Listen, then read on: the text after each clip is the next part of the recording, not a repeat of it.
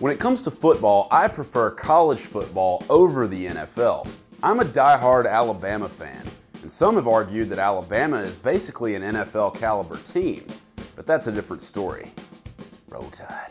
But everybody loves the NFL. Last year's Super Bowl ranks as the most watched television broadcast of all time, with 111.5 million viewers.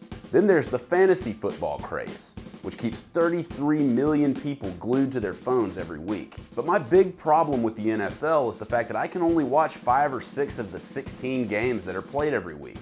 This is due to the league's complicated and highly lucrative deals it has with a handful of broadcast networks and cable companies. You're probably thinking, just get DirecTV, which has Sunday Ticket, where you can watch all the games. I would if I could, but my apartment building here in New York isn't compatible with DirecTV.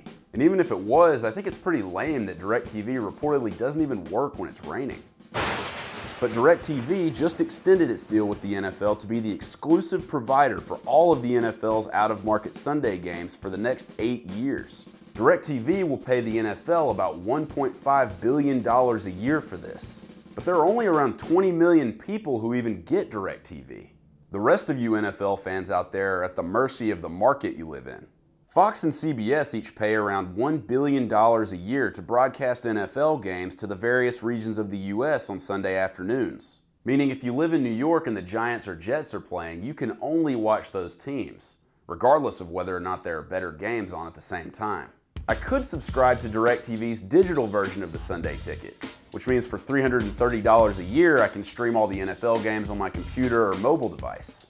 And if I want to watch the games on my massive 42-inch flat screen, the way God intended, I would have to jimmy rig it by connecting my computer to my TV with an HDMI cable. And then for audio, I'd have to get an aux cable and connect that to my Bose speaker. And the strength of the reception depends on my Time Warner Cable internet signal. So let me put it this way, there's going to be some buffering. Unless it happens to be one of the standalone games on Sunday, Monday, or Thursday nights, if I want to go watch Johnny Football carry the clipboard on a Sunday afternoon, I have to go to a bar and risk some Cleveland Browns fans spilling their Yingling all over me. Not ideal. So let's stick with college football for a second. This weekend, for example, 15 of the 16 games featuring top 25 ranked teams will be broadcast on either a network or basic cable channel. There's no doubt about it. The current college football TV deals cater to more people. As for the NFL, for the next 8 years, your only option for access to all the games is DirecTV. Or there's always that Cleveland Browns bar. As for me, I think I'm just gonna stick with the Tide.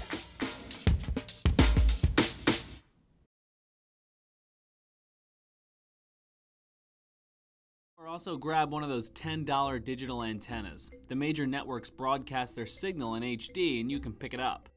Bring it all home and plug it in.